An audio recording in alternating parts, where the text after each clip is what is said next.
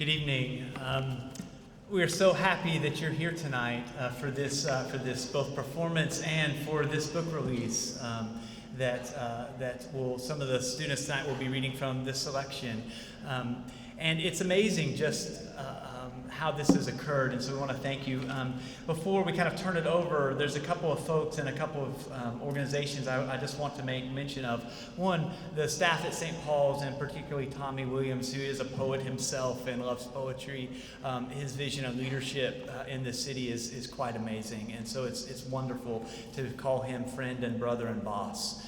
He's an amazing man. Also, if you are on the advisory committee for Iconoclast and for the poetry, would you just stand so we can recognize you? If you've been a part of the advisory committee, you could just stand. Come on, stand up.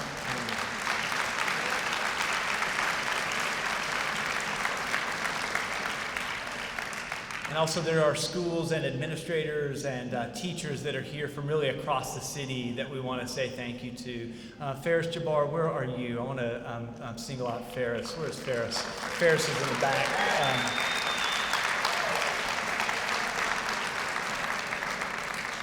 Ferris, along with many other teachers in this audience tonight, sweat out in the trenches day in and day out with students.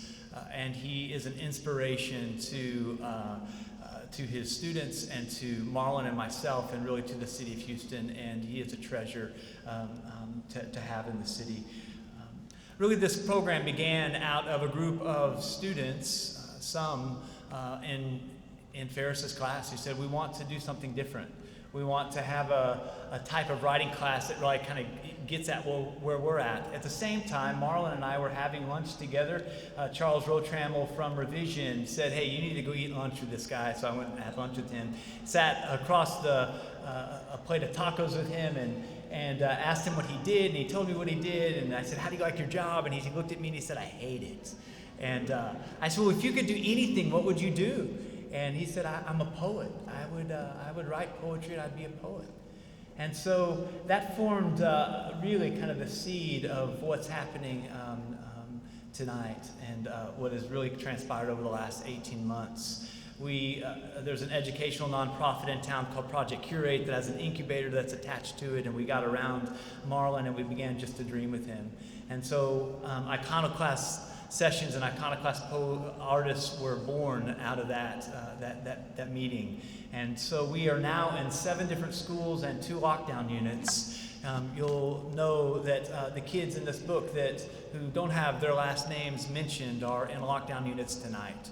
And so weekly we have folks that go there both through Revision and Marlon and meet with these students, and they are writing poetry out of their own experiences. And so those who cannot be here tonight because they're locked down, we hold them close in our heart, and they mean a lot to us. I want to thank the MFA. We brought a thimble, they gave us a bucket. They have been amazing and really saw what we hoped they would see in these students, and so we want to say thank you. If you're taking pictures tonight, will you hashtag it with They Say? For those of you who do not know what I just said, don't worry about it. For those of you who get that, hashtag They Say. That'd be great. Yeah. One of my friends is a Rice sociologist, Michael Emerson.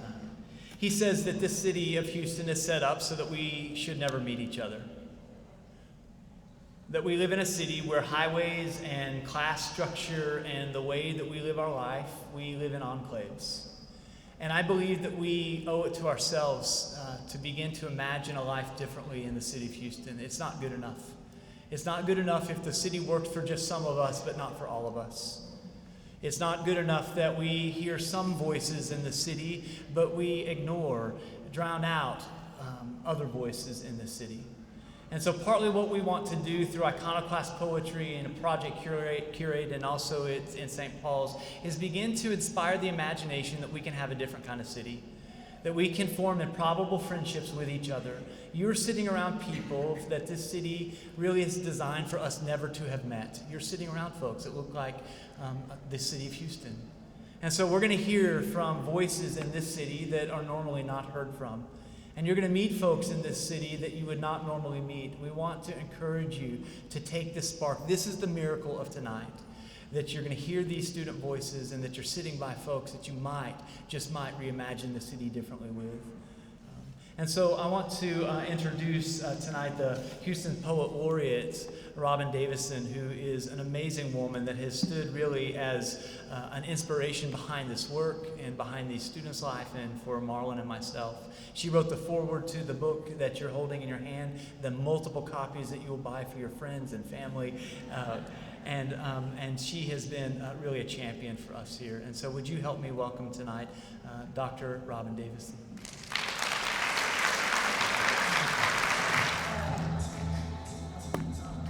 Can you hear me? I just want to say, wow, you guys know how to turn out for a poetry reading. It's amazing. This is the biggest one I think I've ever seen. So, thanks.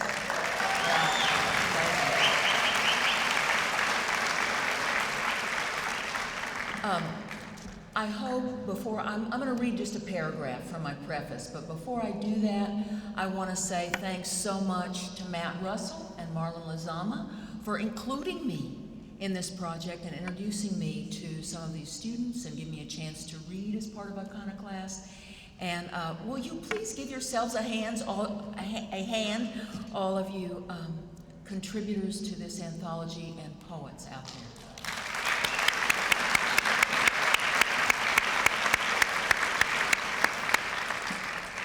And parents, teachers, and certainly the MFA. We really appreciate you for many reasons. When editors Matt and Marley invited me to introduce this volume, the one that you will be buying many copies of, I was thrilled to do so. But I had no idea I would encounter no idea what wisdom I would encounter as I began to read its pages.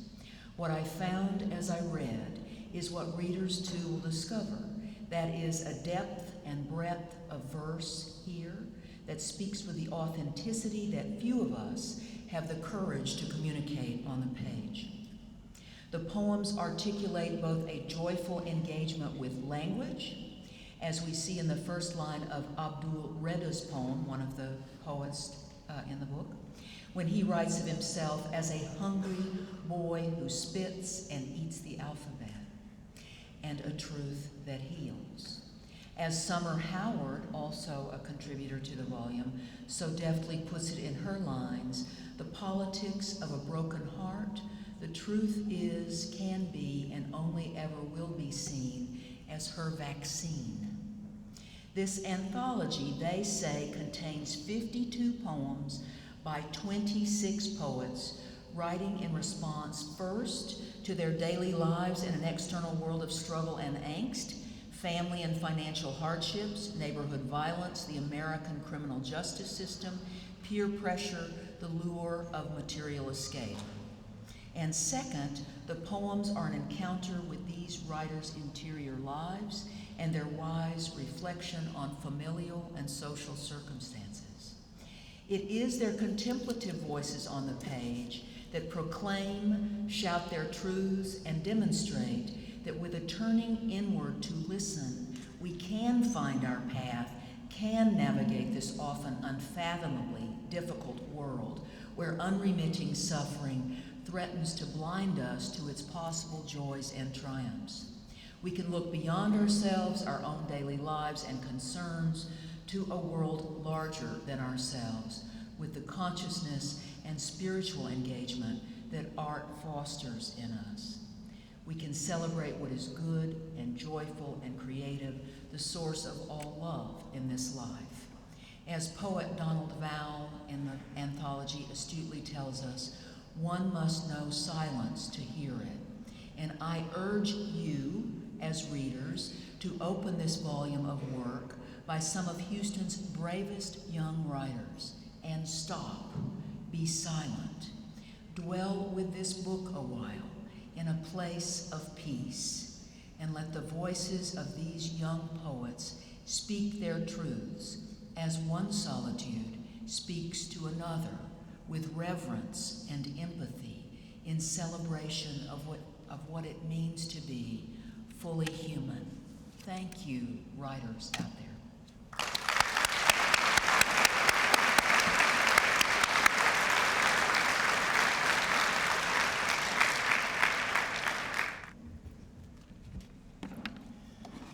Thank you, Robin.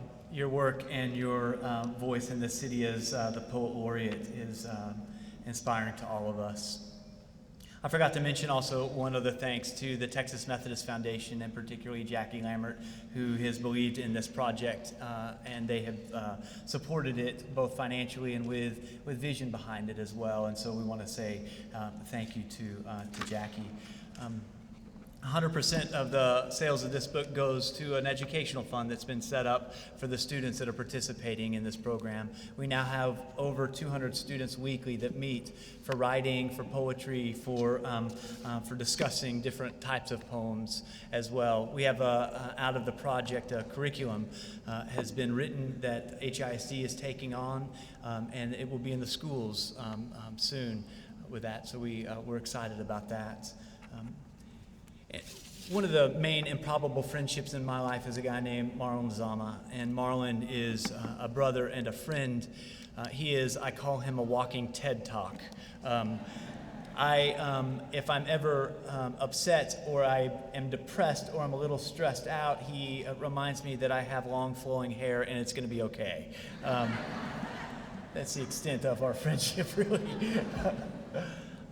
He is a kid that is an immigrant himself from El Salvador, and his story is really the story of Houston, and his words really have become inspirational to a new generation of poets that are seeking their own voice. And so I'd like to welcome to the stage and to welcome also our students, Marlon Lazama.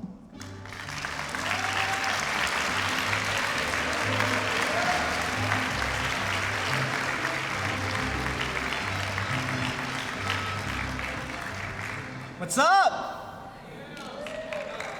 This place is too fancy for us. 2 years ago, I had a crazy lunch with a crazy guy, and we schemed, and now we're here. This is so cool. I just gotta take it in real quick, because this is so cool. This is super cool, because I'm looking at this through my students' eyes, and if this would have happened to me at 15 years old, this is just cool. I'm gonna read from the book, and this is one of our students. His name is Tristan. Can't say his last name. She is my Mona Lisa. When I need a friend, she provides. Together we survive a war where it starts. We sit and watch the world fall apart. Her environment is full of violence. I pray, I hope she keeps her frame, my Mona Lisa, my earth, my everything. I met this kid at a lockdown facility, the funniest kid ever. Super nice, super cool, always gave me hugs in a place that you're not supposed to give hugs. That's what keeps me going. And this is why we're here today, and Dr. Robinson hit it right. I do poetry, and we don't get turnouts like this, so this is really, really cool. This is really, really cool. This is really tight. I tell the students they deserve this, that everyone's story needs to be heard, that everybody has a poem inside of them. I didn't have someone telling me this when I was younger, because I was hearing other things. And the coolest thing about this journey is that it's at the MFA. Because when I was 12 years old, I stood out in front of those doors with some dangerously high cutoff shorts and a netted shirt that went to my belly button. My immigrant people will understand. I stood out in front of that door with some slip-on shoes and no socks. And I came on a Thursday. Why did I come on a Thursday? Because it's free. And if it's free, it's for me. I stood out in front of those doors for 20 minutes before somebody came with a blazer and said, hey, you want to come in? So being here right now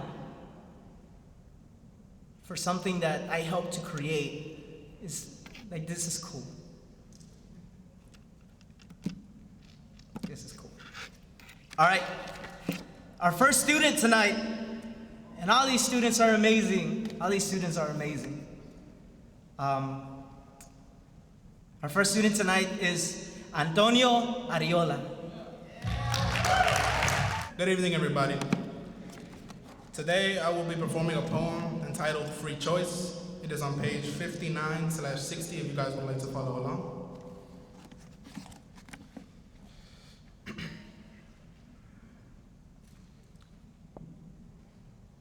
You know, it's really, really funny to me. For once in my life, I have nothing to say. I have absolutely nothing to say. I just have to ask myself, why in the world didn't I throw this poem away?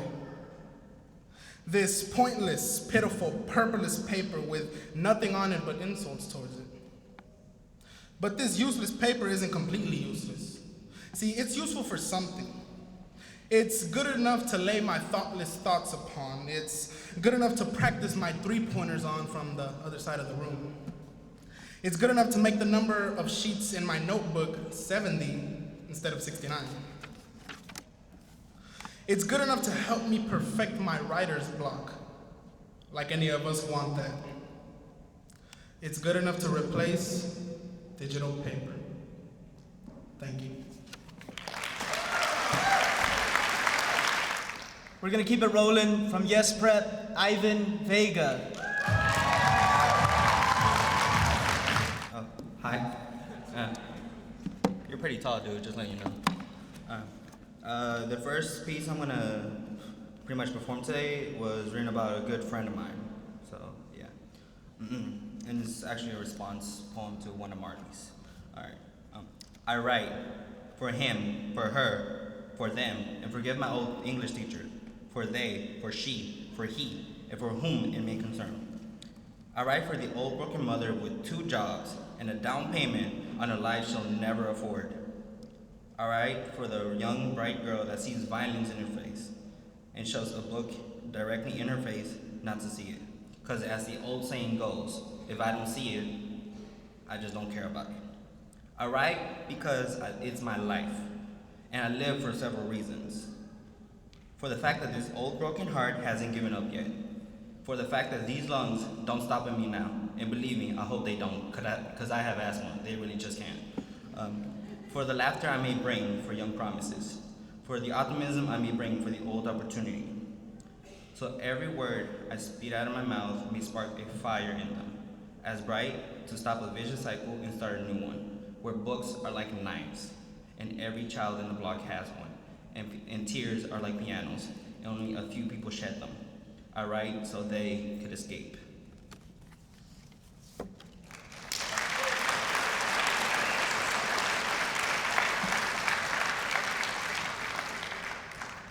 This next piece is kind of like a love poem, but not really. I kind of wish I would have had like some guy with a guitar playing it so I can get a couple girls' numbers after this, but it's cool.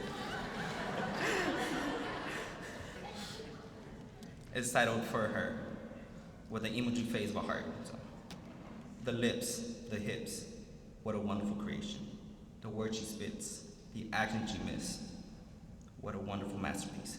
Her fits, her absence to order, what a beautiful day to be alive with her. She takes my heart in a single night and makes my day wait for the darkness.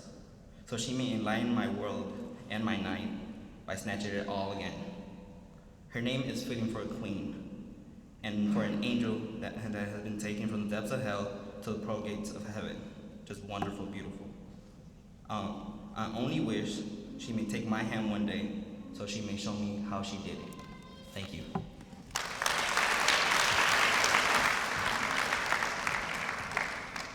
When we talk about poetry, when we talk about writing, especially standing in front of people, when showing your heart and who you really are, it's really hard.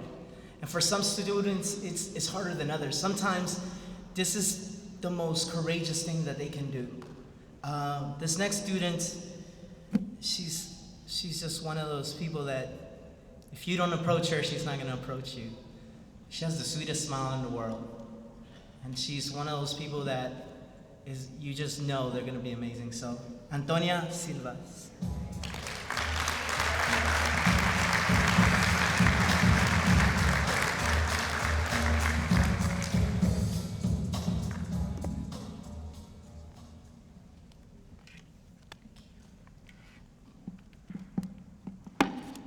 My poem is called Dream, and it's on page 93, if you want to follow.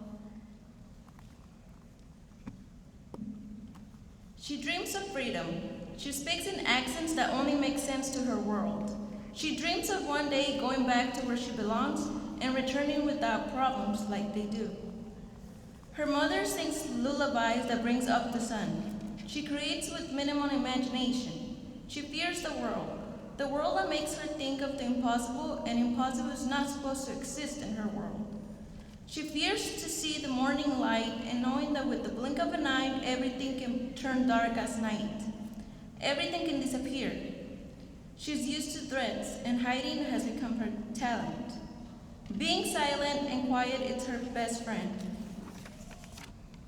She is determined to learn. She demands love. She dreams of freedom. She speaks in accents that only make sense to her world. She's one of many. Thank you.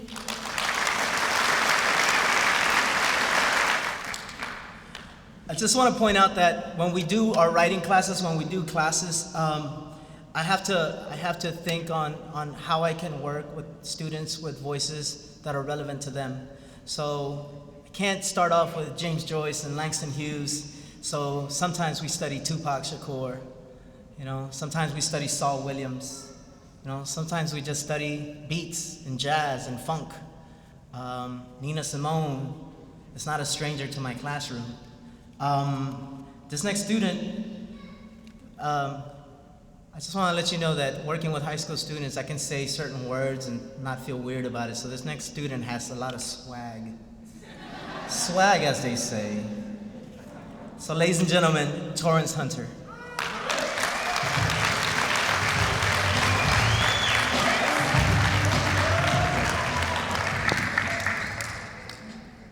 Really short, all right.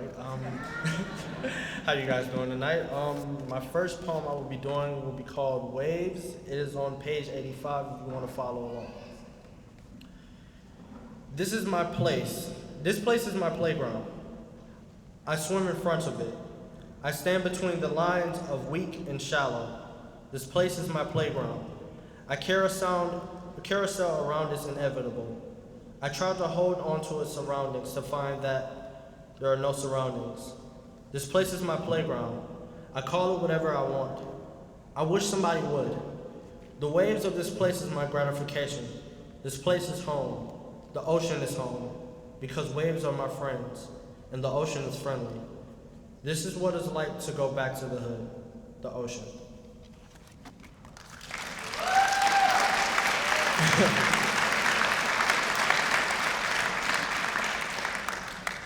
Before I give this next piece, I would just like to say that it was hard to write this piece. I haven't wrote a poem in nearly 6 months, and it was hard to write this piece because I didn't want to do something that I'm used to doing. I wanted to pull off a layer of skin, so if you guys could just pay attention closely to this poem, I would greatly appreciate it. This poem is untitled, and that is what the name I'm sticking to, so here goes nothing.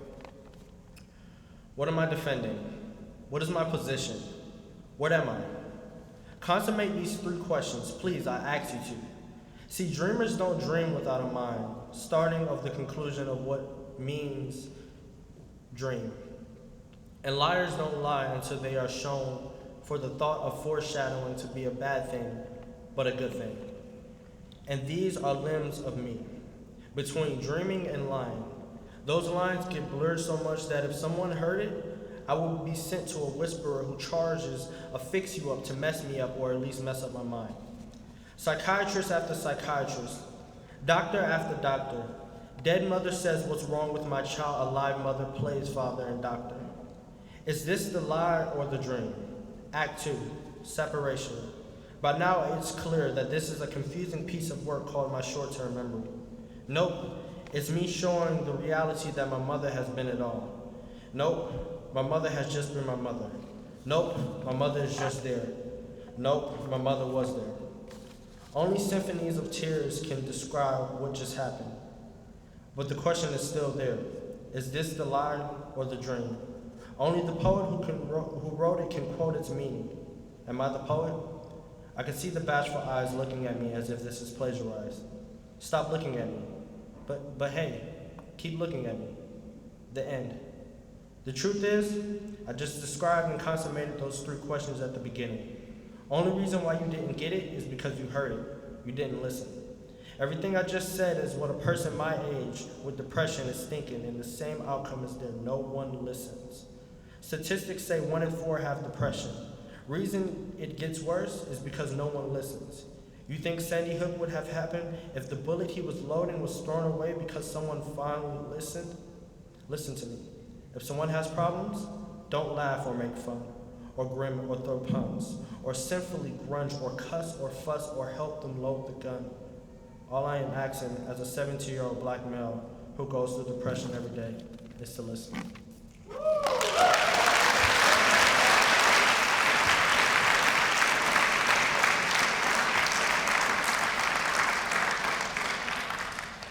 I get asked by people, what's the toughest thing about my job? The toughest thing about my job is creating an environment where people feel safe to express themselves. I tell myself that I create creatives, and once I do that, then my job is easy. Because then I could just come in and like, yeah, today we're gonna write about, you know. But for the first 6 months, I'm tap dancing. You guys don't even know.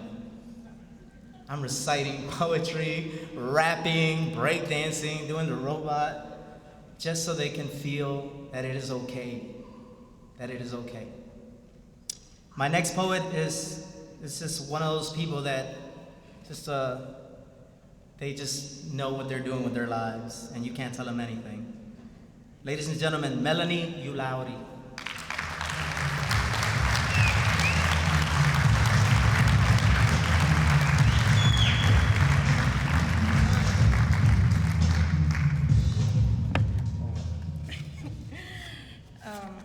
Good evening. The poem that I'm gonna do, my piece is in page 61, if you wanna follow. I wrote this piece thinking about a woman who went through physical abuse for 14 years, my mom. You say you love me, but your hand is on my neck. I can't breathe, I need a space. You lost your mind trying to control me. I can't breathe, I need a space. When the fairy tale ends, the nightmare starts. That's how it is. See what you made? Coming home late, it's almost midnight. I know where you've been, but I don't care. I was born alone, alone I'll be gone.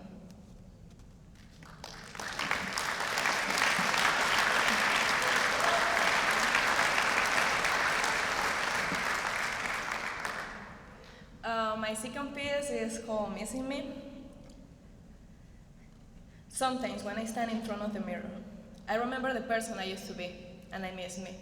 I miss myself laughing and smiling. I miss the person who was not scared of society. I miss the person who was shy and quiet, the one that everybody liked. I see the reflection that is in the mirror. We're still in the same body, but not in the same mind. Everything has changed. Everything changed in this life. I am the reflection of my past, of the person that I was. Extraño a la persona que era, la que no conocía la tristeza, la que no causaba problemas, siempre caminando sin mirar atrás, sin temer el que dirán. That was the person that I was, de la que no queda nada en mi interior. That person died a long time ago. And I stand in front of the mirror, and I see my reflection. Yes, we might be the same person, but still, I miss me. Thank you.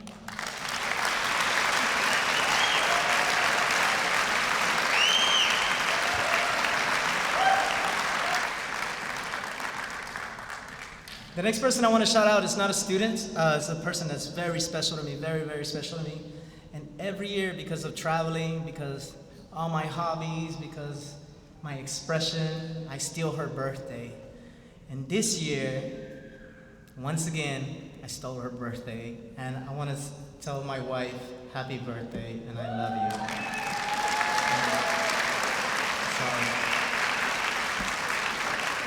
So like last year I was in India, the year before that I was in Japan, and so she's saving them up for just one day.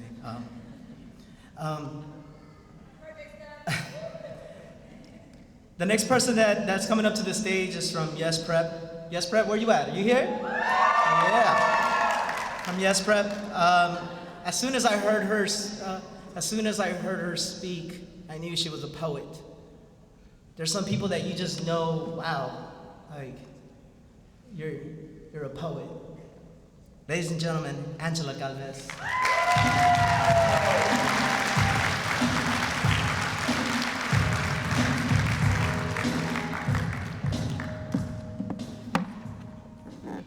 Good evening. My poem is on page 86, if you want to follow. It is titled Kids, and it was inspired by Miguel Piñero.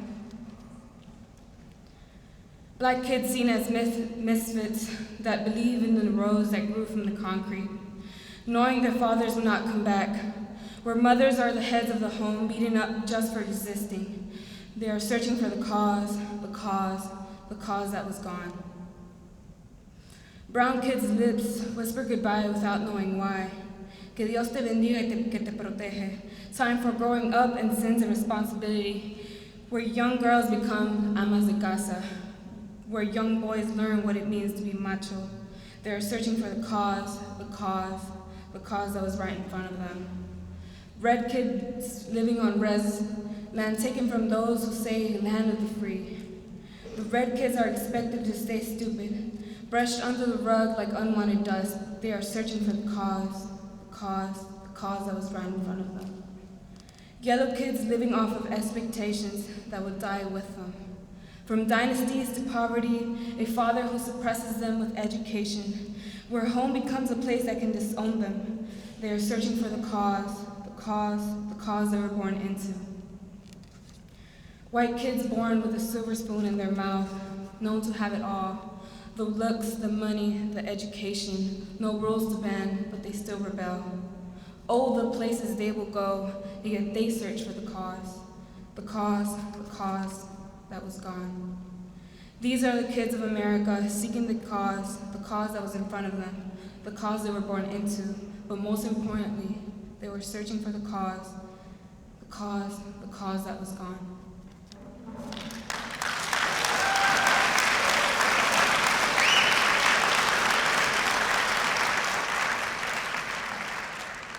My second piece is titled Connection to Memories.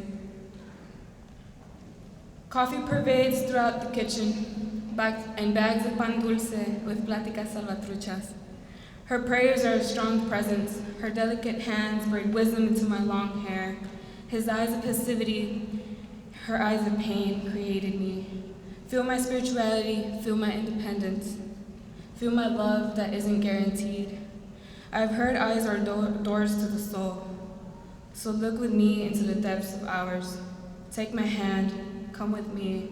Let's find a place where coffee and pan dulce will be waiting for you and me. Thank you.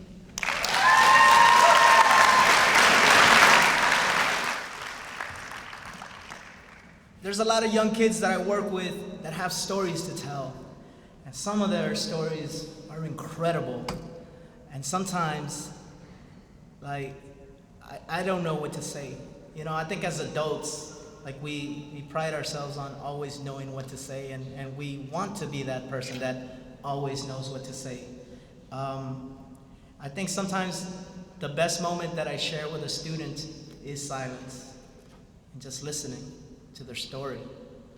The next poet is Abdul Reda.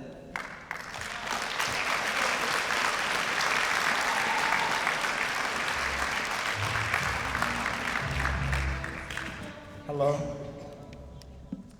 My poem is on page 13, if you want to follow up. His accent is like a baby trying to communicate with a grown-up word. A hungry boy who spits and eats the alphabet. A picture into his first read. His first language, an old rose in a cup. His accent never broke him down. Never let him take him away. His broken tongue hide another word. Deaf ears cannot hear.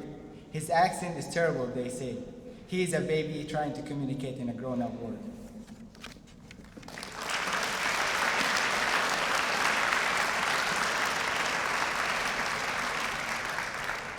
My next poem is called When She Left. Tell me where I go if I even can't hide in the ditch. Say to me when I have to change, and when I have to switch. Call me to go and run away around our lovely beach. And let me hold your hands, my princess, my witch. I said, I want to enter your life and in your heart be. She said, the government of her soul will charge me a fee. She said, could you fight to see my love? And she don't know that I cannot see.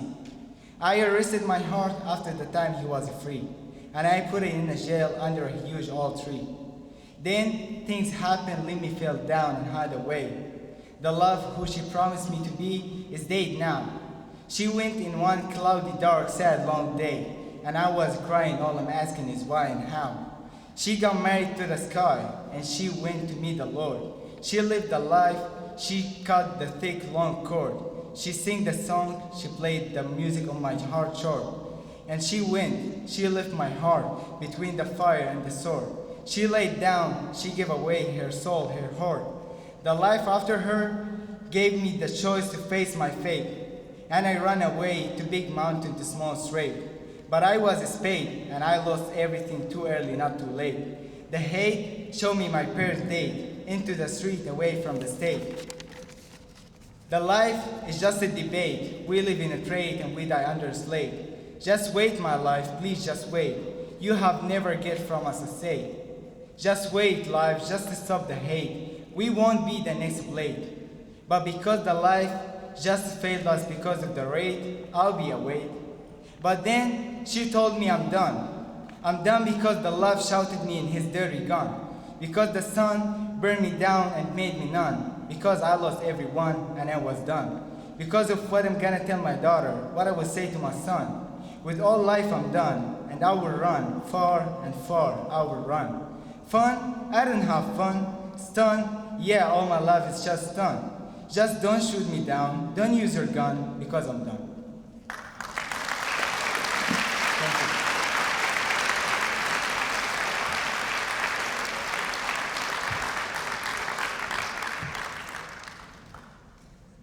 Give it up one more. Man, these poets are awesome. I just wanted to let you know that. When I was 7 years old, my mother came up with the best punishment ever. Every time I was bad, she would make me read poetry. She had a thick Pablo Neruda poem book that I used to read every time I was bad. And I was bad a lot. So by age 9, I was the most romantic kid on the block. You guys don't even know. I was like, mother, your eyes are as blue. She goes, go read, go. You win this round, lady. Our next poet, Warren Peace.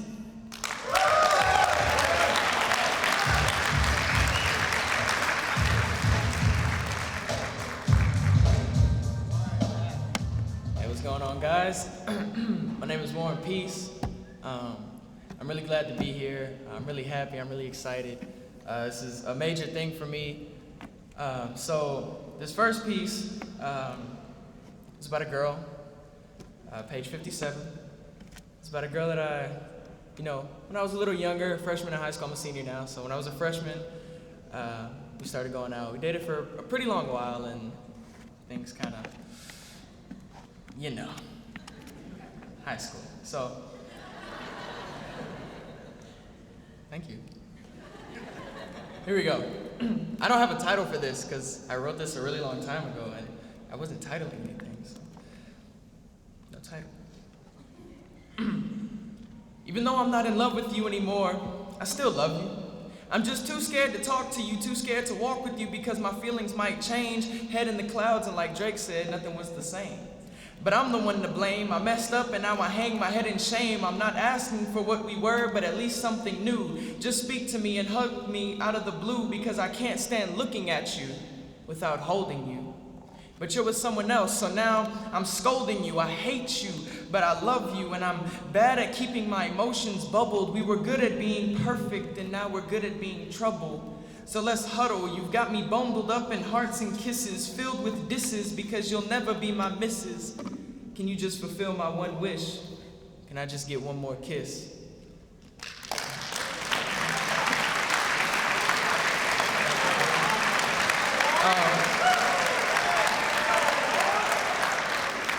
Thank you. So earlier I heard Marlon shout out, yes, bruh. And I got a bunch of people here with me.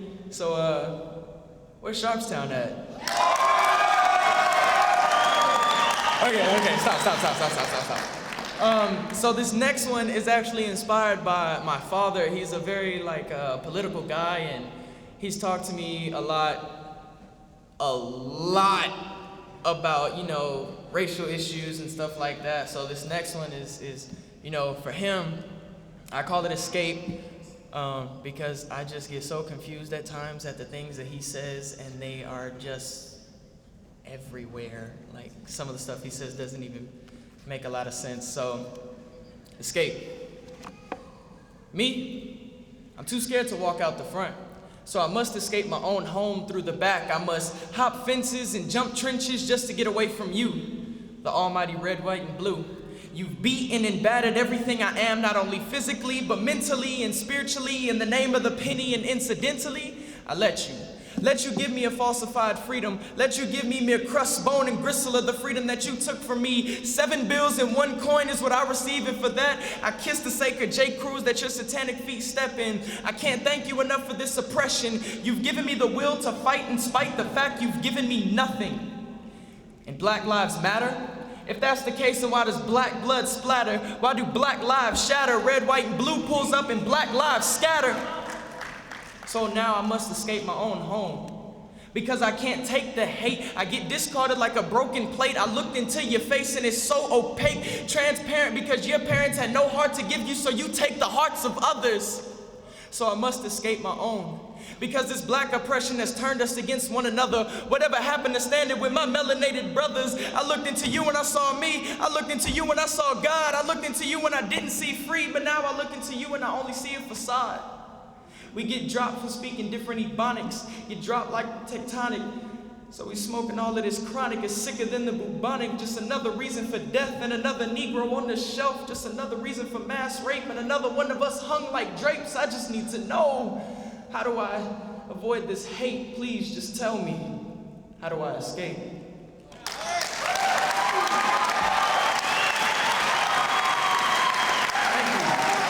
you so much. I really appreciate that. Thank you. Wow. Oh, man. Marley, you need to hurry up and come up here. No, dude, I'm about to cry, man. I'm about to cry. Stop. Oh, my God. Thank you so much. My name is Warren Peace. Thank you.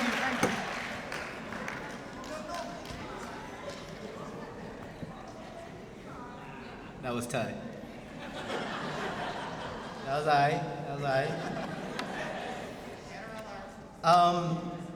When I first started on my journey, this journey, and this was a whole year's worth of nonstop, every day, going to see classes and meet with students and teachers, and I never realized how many kids were activists. I never realized how many kids were romantic. I never realized how many kids were in pain and how many kids loved everything. When you're 15, it's easy to become invisible. We don't pay taxes. You don't vote. Can't really count on you. You're so different. So it's easy to become invisible when you're young and not be heard. This next poet, I literally feel like I could just meditate with this kid. I feel this kid can teach me. And a lot of the times, I get inspired. Our next poet is Lejean da Silvas.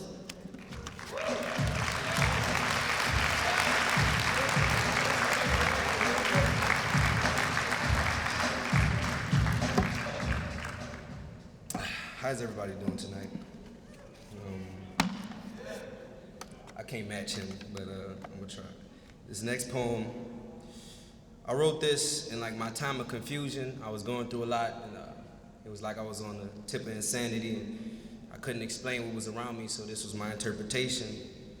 I said, with an omniscient hold on my subconscious, they stray me from my wishes. sometimes to fulfill others.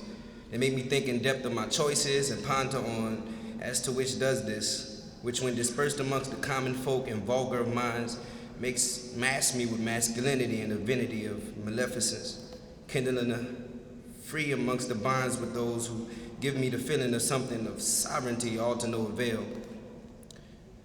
Another is Satan in her beauty and tour of benevolence, comparable to a singularity point, sapping a man of all his energy. And when she leaves, she sucks the light out till there is only an infinitesimal center of darkness and hatred. There is a group of them which run sovereign over the body, and they are never at terms. One of them may see salvation in the betterment of his host, yet another may drive a man to an entirety of self-destruction. Others may make a virus, which, and whether they be ideal or pathogen or subconscious insurgents, seem as the puncturing of the skin by a sewing needle, while some create an entire world in which live nightmares and darkness of civil war. Others, when the war is over, will make you feel as if you're still at war. Some will make you take stake and place faith in the fate, whereas in your fate, taking steps will leave you when yours aching and you aching and your thinking becomes more vacant and your problems plague you, and it seems that you can't pinpoint the pinnacle of pressure. And your face and your eyes display a sure break from what you face. And your eyes pretend not to see, but you're innate to your place in life. Some would make your state of deeds more aware and aware even where you're patient. And though you're waiting for salvation, your grace is more quaked when you try to advance from mere basics to pure masonry, shaping thoughts and symmetry for your vagrants, and those guys would attack at your energy move towards advancement. They are brutal. They are easily interpreted through statements, a crippled limb to us all, yet an essential muse to pure nature. I know them all and feel nothing and feel nothing but pure hatred. I prefer to detach from them. Never need relations. What's your relations? Emotions. This next piece, I'm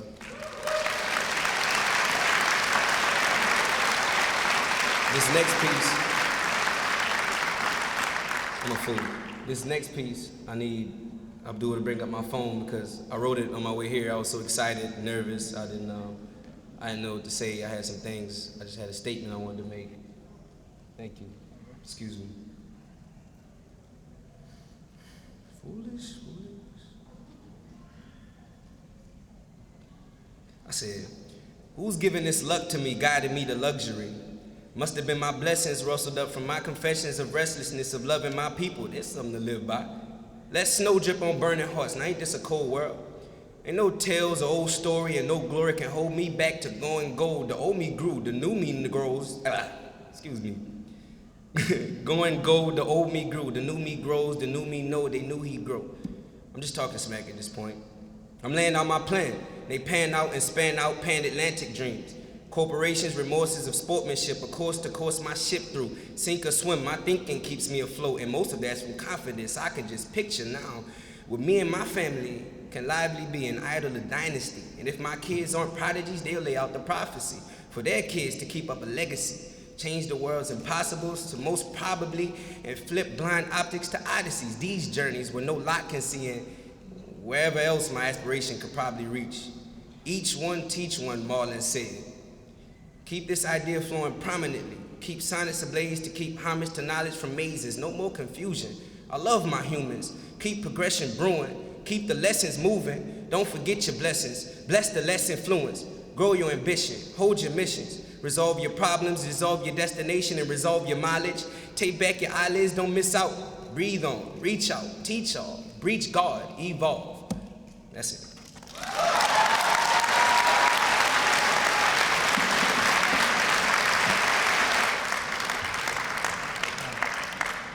We're down to our last two. Man, that was fresh. These guys are, jeez.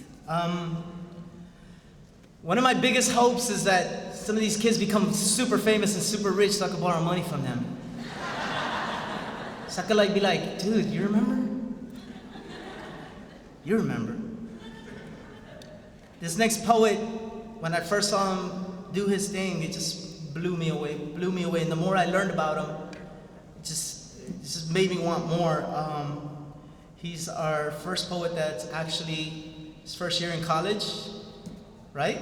first year in college. Not only in any college, but Rice University. Yes. So right now he's in between astronaut, engineer, or conquering the world. I don't know, one of them two. I don't know what he's decided yet. But ladies and gentlemen, Michael Julian.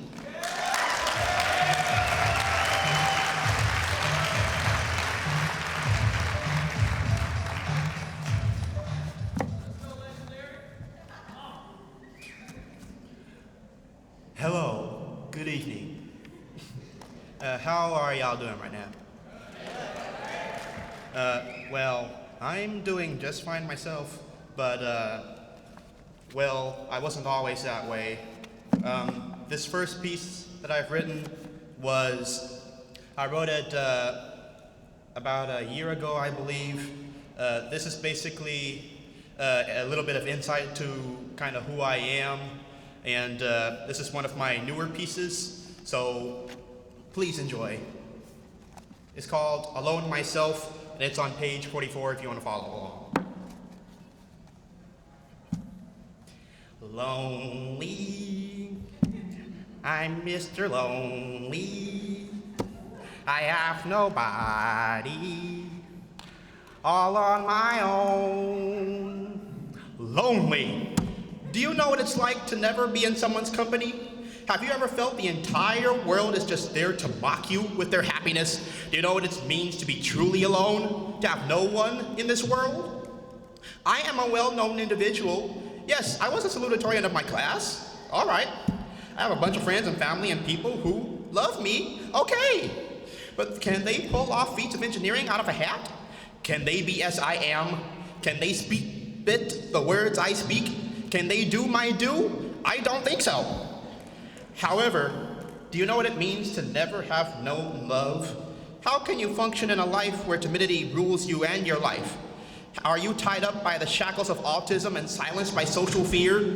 Can you imagine not feeling the warm embrace of a kiss at 20 years old?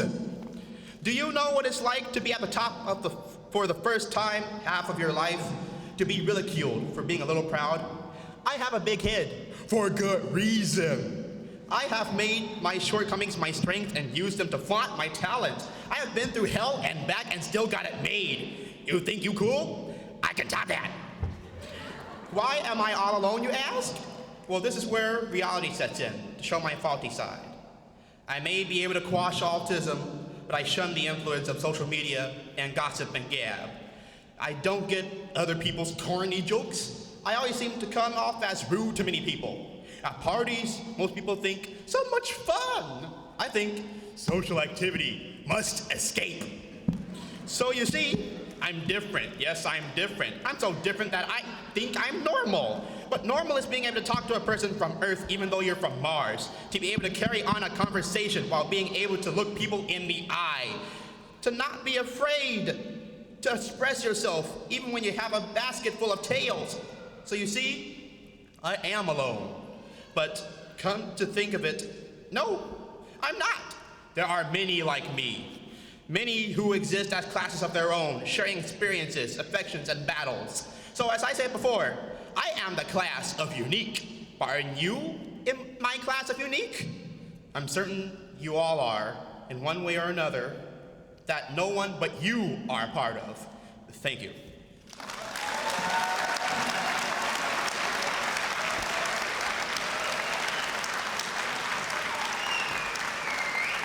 Okay, so this next one, well, I got a little story behind this one. This is basically me in a nutshell, what I'm going through right now. I wrote this piece yesterday, but it is Jabbar approved, so I'm forming it. Also, keep in mind, I'm still a tiny bit rusty, and this has never been read, so this is uncharted territory. So here we go. You're in for a ride. It's called Rockets and Passion, Passion and Rockets. What do you want to do with your life? What is your passion? What school do you wish to attend? What school is right for you? These are those questions we must answer, taking years to prepare, though many of us may not be ready to take that next step of our journey. The journey of self, to find out who we really are, what we must do for the rest of our lives. We will be what we are, what will be our destiny. Many of those who must find this answer have no idea where to begin. For me, the answer has always been clear since I was just beginning to understand. I have always loved science and math. I have always loved the space shuttle. I have always loved to find out how things work, so I was branded myself an engineer of sorts, a rocket scientist. So why did I become a Mechie? Because of the fear that comes with college, the need for safety, security, and price. We all feel the urge to stay at home, to choose a place you love, the one that costs the least, to take the least amount of risk, even if it's a better option to achieve your goals. Many of us choose the option to settle rather than following our truest desires. We tend to shy away from danger and excitement to face the world and become the dreamers. I guess society always brands the dreamers as the Luffy and treats successes as the snooty. But you ascend from your origins and make yourself known. What's wrong with that? Some of us tend to settle, but then we realize that we were meant for more. Though some have their senses branded into them by others, the outcome is the same. Those of us want to become our lofty imaginations, so we tend to make big changes. We are never perfect, and we sometimes fail, a lot. But it is for the greatest good that we can do to give back to the ones who sacrifice for us the most, for us to get this far. So forgive us for being dreamers. Forgive us for our failures. But we are what we are, and I am. So what do I wish to do with my life? I want to create and build our ships to the heavens. What is my passion? Rocket science. What school did I wish to attend? Rice University. What school is right for me? Purdue University, where I will become a rocket scientist. I thought I knew what I wanted, but now I know what I must do to reach my goal. I need to take this risk, even though it may hurt myself and others along the way. I need to do this in order to pay back my support, to raise up my origins to be on the map. I may not know what's best, but I know who I am. If you don't like it, well, too bad. I have grown, succeeded, failed, moped, played, rested, broken, rebounded, and awakened to finally find out that what I wanted to do was best for me, and I secretly knew all along. I am going to do what's right and fulfill my destiny. I will become what I was meant to become, to be a pioneer in more ways than one, to find myself again and reunite with my true purpose. I am a Julian, a native to H-Town, and I will become my own person and bring Space City back. I am legendary. Thank you.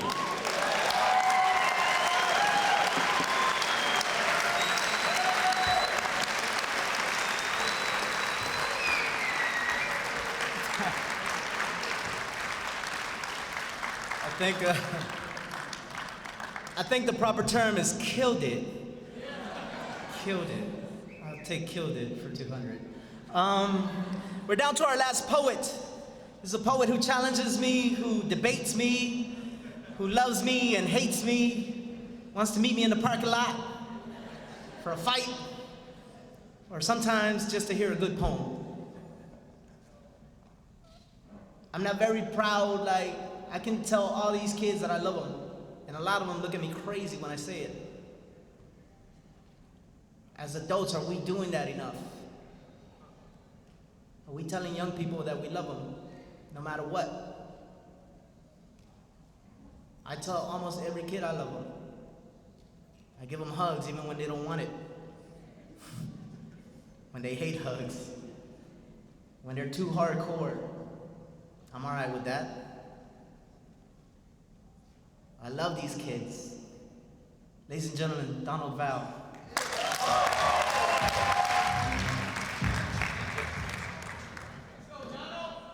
Ladies and gentlemen, how y'all doing tonight? How y'all doing tonight? Y'all doing good? First and foremost, I'd like to say, MFA, thank you for giving me a podium that is bigger than me.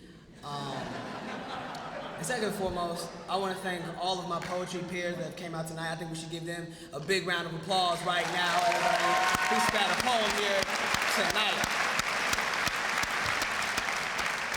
So, at my high school, I'm very loud.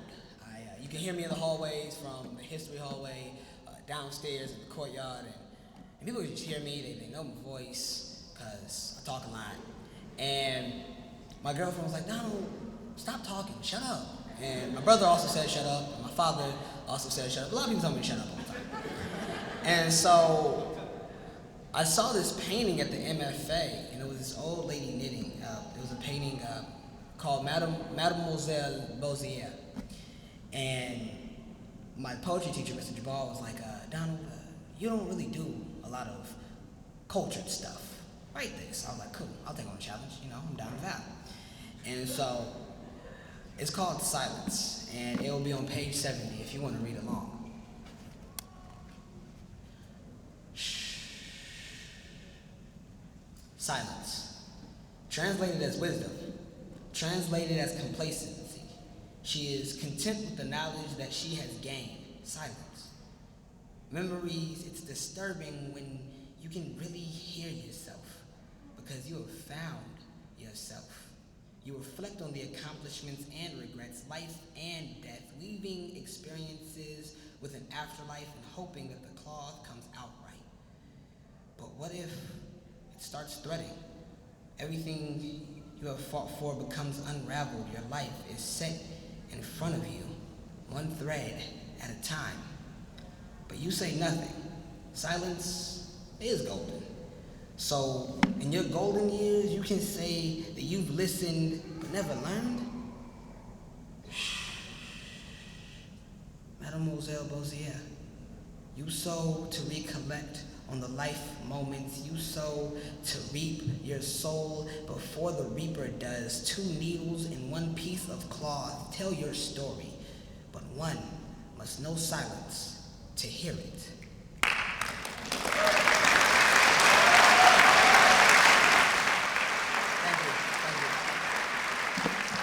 So, a little background knowledge on the Val family. We're from Haiti, and we only have boys. I have 1 sister, I think I only have 2 aunts out of like 10 uncles and 4 brothers. Like, we only have boys in my family. And so I wrote this poem to my son because it's unlikely that I'll have a daughter.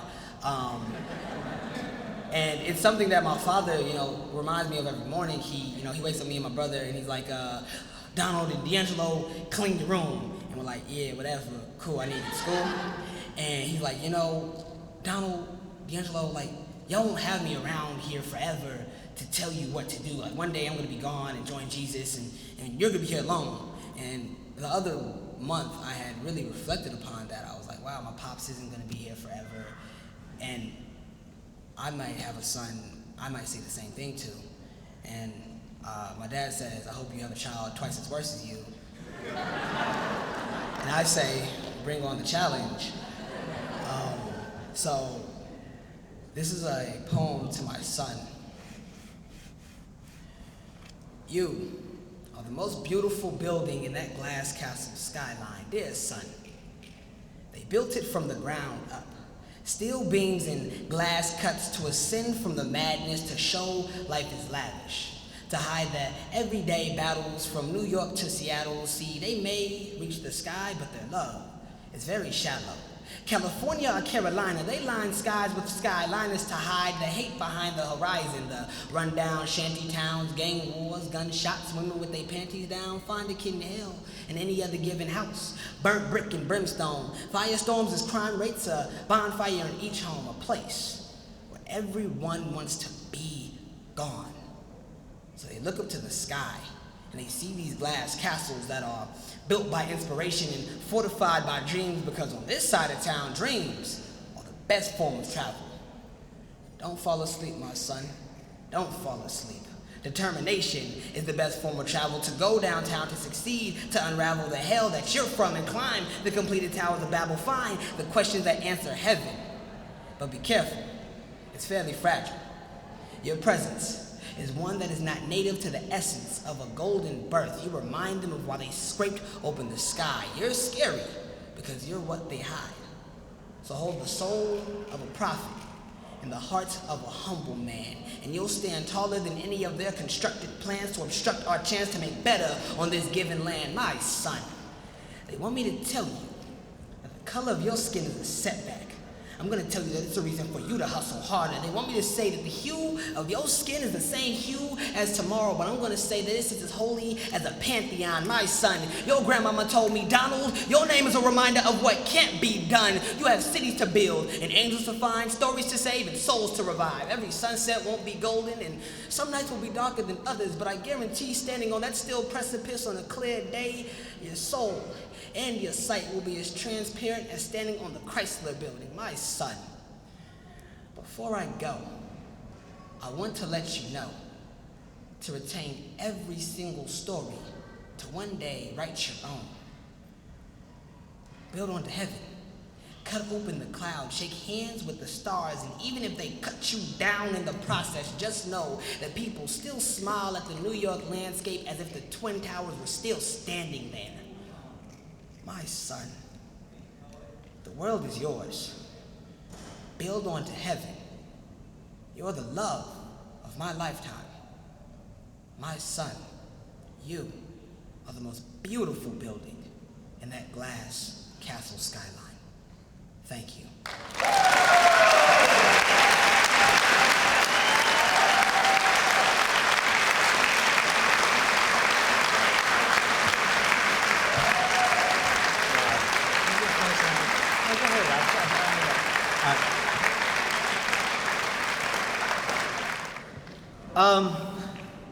That's a fraction of our poets.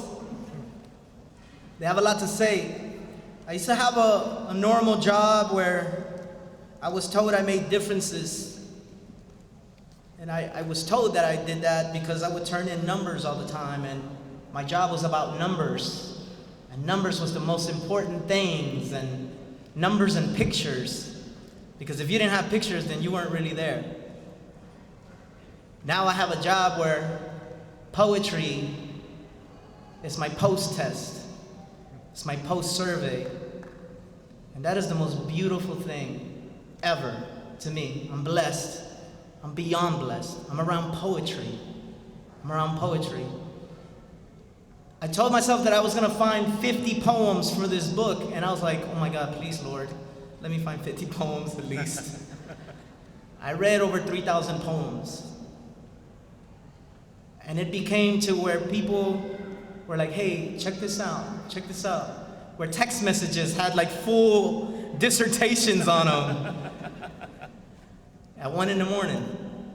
Because inspiration hit that at 1 in the morning. I don't want you guys to buy this book to support yet some more kids that need help. I want you to buy these books because these are amazing poets, and these are amazing poems.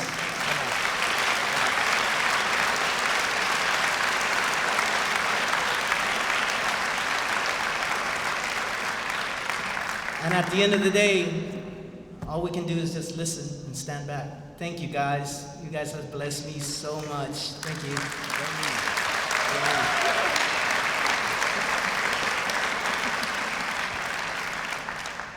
Thank you for being here tonight. Wasn't this wonderful? This has just been amazing. Thank you. Thank you.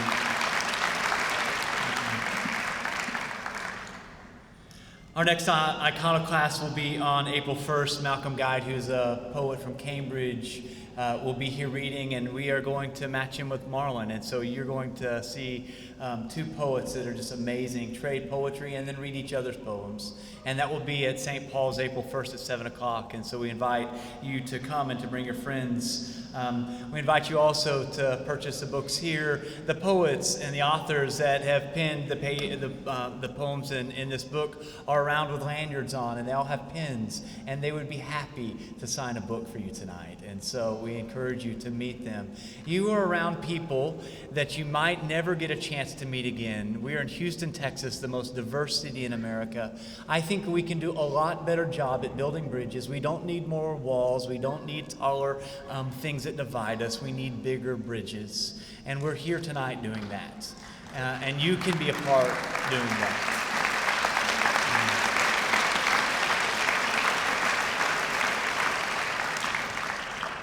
So thank you for being here. Thank you for believing in the impossible dream that friends that look different, that are different, that have different stories matter, and that we can strike up relationships, and it can change the world, and it can change our city. So thank you. Get to know somebody that you don't know before you leave tonight. Exchange a number. I think Warren probably wants some numbers. So I'm just saying, Warren, I'm trying to help you out there, brother. There you go. There you go. Thank you for being here. Have a great night. Take care.